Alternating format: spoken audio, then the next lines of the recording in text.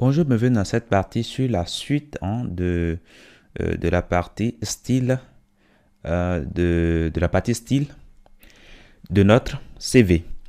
Alors, dans cette partie, nous allons nous concentrer sur la partie mobile ici. Alors, si on regarde bien le code ici, si on regarde bien l'affichage, on voit qu'il y a une partie qui n'apparaît pas, hein. Alors, la preuve, si on regarde bien dans notre code, on a à un moment donné ici, c'est-à-dire sur mobile, on a déjà un titre, vous voyez, avant d'avoir l'image. Par contre, ici, on ne voit pas le titre. Ça veut dire que c'est sous la barre, vous voyez. Alors, ce que nous allons faire pour faire sortir notre titre, nous allons prendre déjà le container fluide, et nous allons prendre le heading qu'il y a dedans, la classe heading qu'il y a dedans. Et ce que nous allons faire dans un premier temps, nous allons définir un padding top, qui est évidemment la marge intérieure.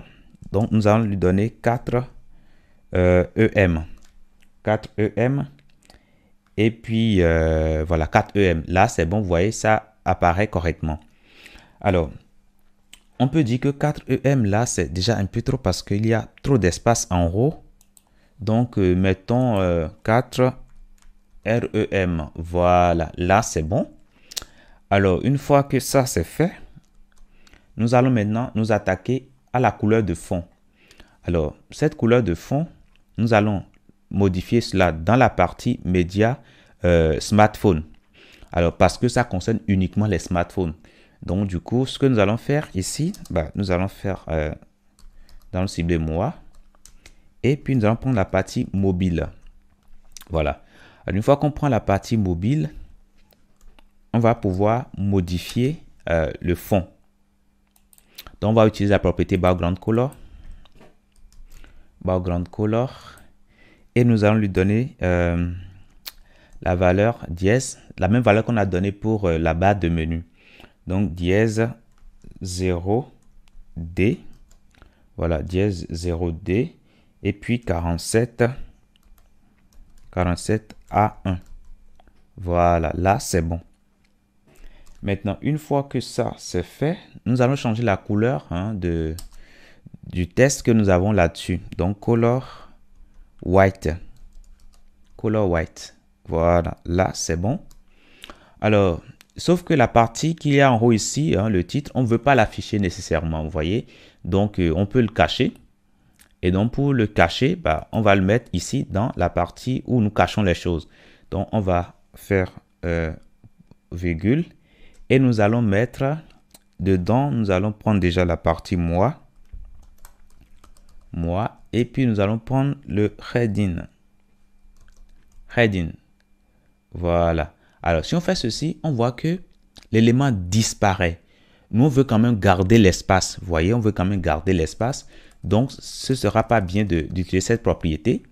Donc, ce que nous pouvons faire, c'est déjà de cibler à nouveau moi.heading. Et nous allons utiliser la propriété visibility. Nous allons mettre hidden. Voilà. Là, l'élément est toujours dans la page, mais n'est pas affiché. Vous voyez?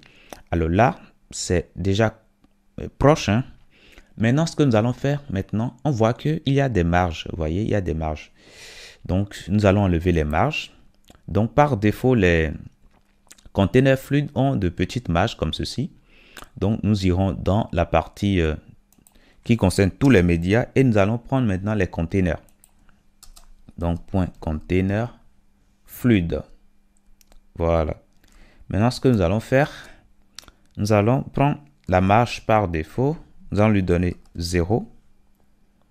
Et puis, le padding par défaut, nous allons mettre aussi 0. Voilà. Là, c'est bon. Maintenant, nous allons continuer encore dans la partie mobile. Maintenant, nous allons nous attaquer maintenant à l'image. Donc, pour cibler l'image, dièse moi, et puis mobile, et puis IMG. Voilà, là c'est bon, on a l'image. Nous allons définir ça, largeur, width. Nous allons mettre ça à 80